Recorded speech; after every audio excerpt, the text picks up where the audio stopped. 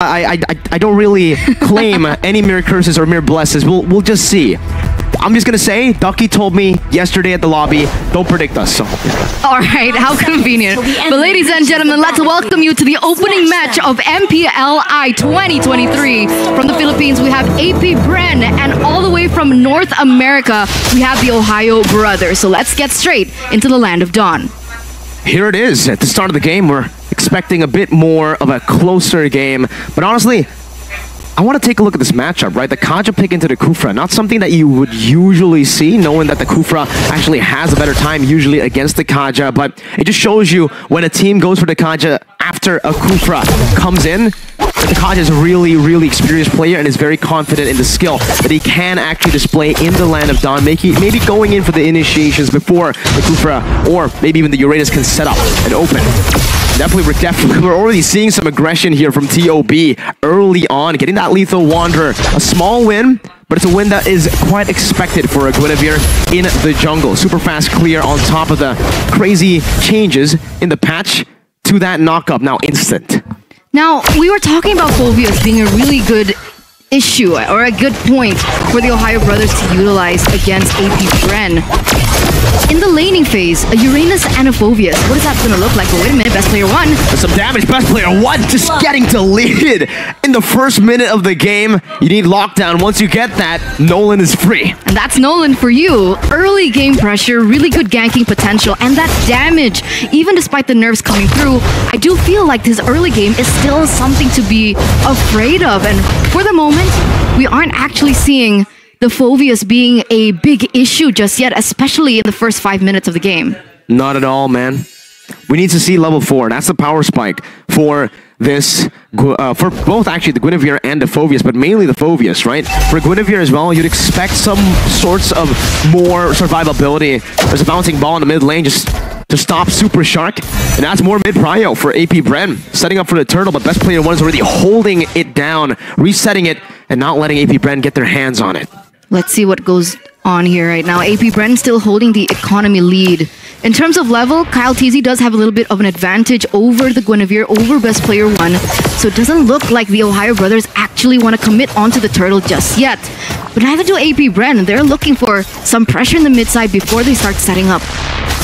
We haven't seen a lot of competitive, tournaments right after the patch. It's probably the first one, the first actual real international tournament after the patch, and this is why we're already seeing it delayed. Gwen, Tyrant's Revenge and the Tyrant's Rage connecting on the Super Shark, who's now forced to flicker out. Calteezy burns the Fracture, and AP Bren get a big W here against the Roamer. Best player one rotating down as well. Mielo has the damage, and that's going to be the Violent Requiem locking down one, but the NetherRealm saves Ogwen for a bit. There's some dive as well from Baptiste. Mielo's taken super low, unable to use the Demonic Force, and under the turret now locked down with Divine Judgment. Baptiste looking for that kill, and he actually does get it with the help of Ogwen. It's 1-for-1, but AP Bren secured a neutral objective. Looks like they're looking for more here. I don't think they should at the moment. Whoa! But it's going to be Super Marco taken out 1v1. What happened? That is something that we don't see a lot. Super Marco getting solo killed up top by Zia. How? I'm thinking about it. I'm trying to wrap my head around what exactly happened, because in theory, I would say that Super Marco would have a little bit of an edge, especially now that he's level 6. He has the Blazing Duet to jump in and jump out of situations, but I wish we could see a replay of that particular lane. Looking at how it happened, up top in the map, it looked like Super Marco just went for a very deep dive and had to pay the price for it. So overconfidence? Overcommitment, definitely. Fracture now from Super. Oh my god! Just deleted off the Land of Dawn once again. That Fracture, disgusting. That's Super Shark of all of the players as well. That's their Roamer that gets instantly taken out by AP Bren, and this is it. The Ohio Brothers, they need to think about their game plan. What were they going for with this particular strategy, right? With Novaria, with the Phobias, do you think that they should play a little bit more passively in the early stage, play for that late game, and buy some time, especially realizing that up until this point, Calteezy, there hasn't been any counter towards him? on paper, that's definitely what they're trying to do, right? They're looking for that mid-game power spike that's bounce ahead at this point, because even though AP Bren have been able to win a lot of the early skirmishes, especially around the neutral objective, TOB have been trading really well with Zia, getting a solo kill up top, and now TOB putting the pressure on, giving Zia so much more room, so much more space. He got a few good hits on that turret plating, and now clears out the wave as well. Let's see. It's only been 5 minutes. Can you imagine? Zaya already actually munching out on that turret in the top side. Phew. He's trying to defend it for his life, but he can't. They gotta let it go.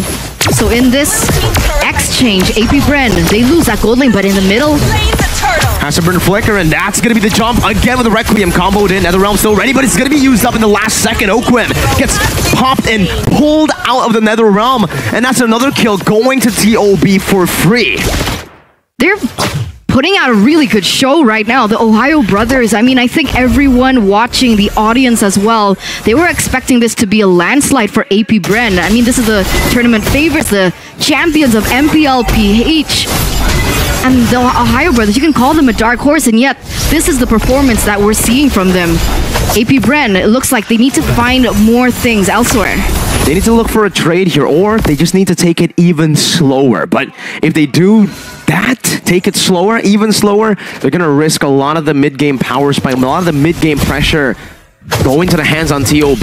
They're going to actually have to sacrifice that maybe, and you can already see the lane swap here done by the side of TOB to give Zia even more space down below to bully Flapteezy. Ogwen just gets a Tyrant's Revenge, goes in for Tyrant's Rage as well. It's a good lockdown as well. Best player one running away, spatial migration, and the clone gets him out to safety.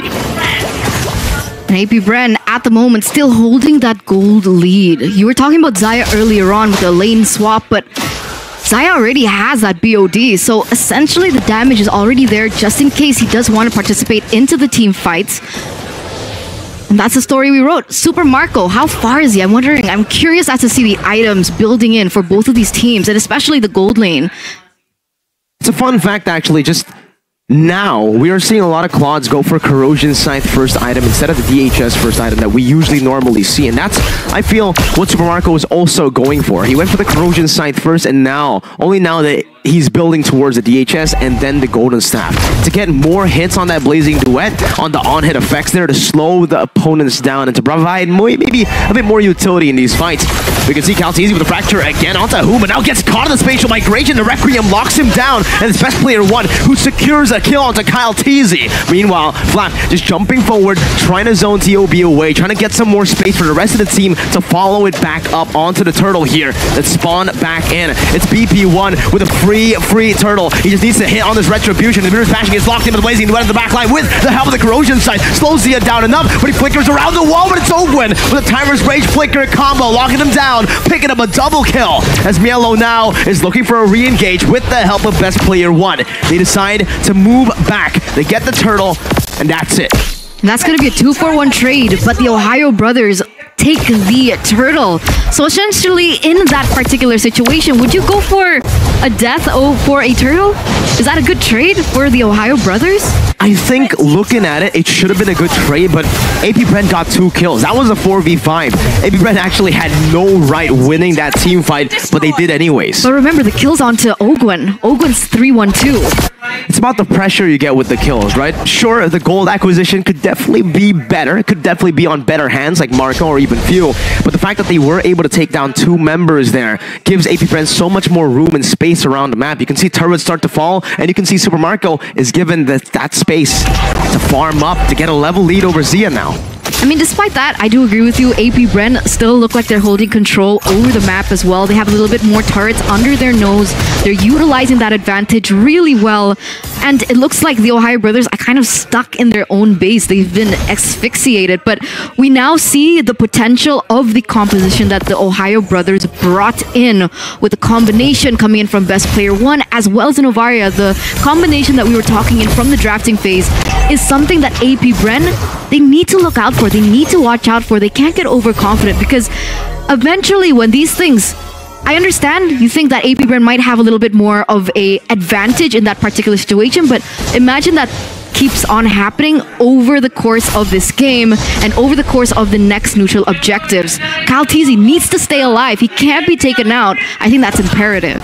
Definitely. I think Super Marco as well, with the help of Kyle Teasy, these two carries basically need to stay alive as much as they can, because there's a lot of kill pressure, there's a lot of pick pressure as well for the side of TOB. They can look for it, and this is exactly it, the Flicker Divine Judgment, but it's only onto Flap Teasy, who has a lot of help with the Consecration and another realm already, but that's two big resources burned out. AB Bren baited out the Demonic Force, and Kyle Teasy's already on the Lord. That's a big resource burnt out as well. Few jumps in with the Shadow Stampede, brings Super Shark back, but it's a free Lord over to AP Bren, who are playing this game perfectly from the mid game onwards. Wow, 5,000 gold lead for AP Bren as well. So despite all the little wins that the Ohio brothers have actually been able to amount to, they have still not been able to gain control of the game here 10 minutes in. And remember, ladies and gentlemen, for those of you at home watching, don't forget to name this hero. Who is this? Because if you guess it correctly, you guys get a chance to win 4,000 diamonds. I can't answer that. You can't answer that? I can't. I'll give you a clue. You can't because you don't want to reveal it, or you can't because you just don't know? I know. We were talking about this yesterday. Because I said Zilong, and it turns out it wasn't Zilong. Or maybe it is. Someone can guess Zilong now. Maybe that might be like a bait, right? Well, that's a clue. That is a clue. It's not Zilong. Or maybe it is. You never know when it's Eterna sometimes. And honestly, this game as well, you never know when it's AP Bren, right? Early on, it was TOB who held it down, but AP Bren have come back from it, and the way they come back is they get a massive gold lead to play with a big Lord marching down to the bottom lane. TOB still has a lot of good wave clear, though. They have Zia on that Bennett, and it's Hoon on the Navaria. Very, very good wave clear to play with, and they'll be able to clear out the waves very easily with the first Lord Siege. They've got a lot of range as well in their composition, so I don't believe that this is the time for AP Bren to go in for the end. And you were talking about the items coming in from Super Marco on the Claude with the Corrosion Scythe. Do you think it's because of the nerf towards the emblem? Yeah, perhaps. I mean, again, like a decrease in slow, right? A little bit more adaptation for the items as well. I feel like even without the nerf, the Corrosion Scythe first could be just a little bit of an adaptation with the Claude nerfs in the patch before this one. Remember the one where you can't really clear waves as fast anymore? Now you use that Blazing Duet more to poke, to join team fights, and with that Corrosion Scythe, it basically acts like the physical damage version of an Ice Queen wand, just giving you utility to play with. And you guys can play with a little bit more diamonds as well. If you guys at home win 4,000 diamonds, and all you need to do is register for updates to One Esports. That's it. So you can guess the hero for 4,000. You can register for updates for 4,000. That is equal to 8,000. Quick maths. Essentially 8K, yeah. And that's a 1K gold difference between the gold laners here right now. Ouch. What do you think about this disparity? I mean, it's crazy. It's a 1.6k gold lead in the 12th minute of the game on a Claude. He's been free farming so much, despite that solo kill earlier on that a lot of people would expect to be one of the determining factors as to how a gold lead actually forms. No, Super Marco has been given so much space, he's actually a level ahead as well. And with that Windtalker, now all he needs is a Wind of Nature that he's already building towards. And heck, he might even go for a Sea Halberd instead of that Wind of Nature. With that being said, is there no possibility, no scenario that best player one can be the one to take him down? There's a chance. Ogun with the conceal looking for the play in the bottom lane. The whole team is rotating down with the conceal. Oh! Ogun misses the Timer's Revenge flicker combo.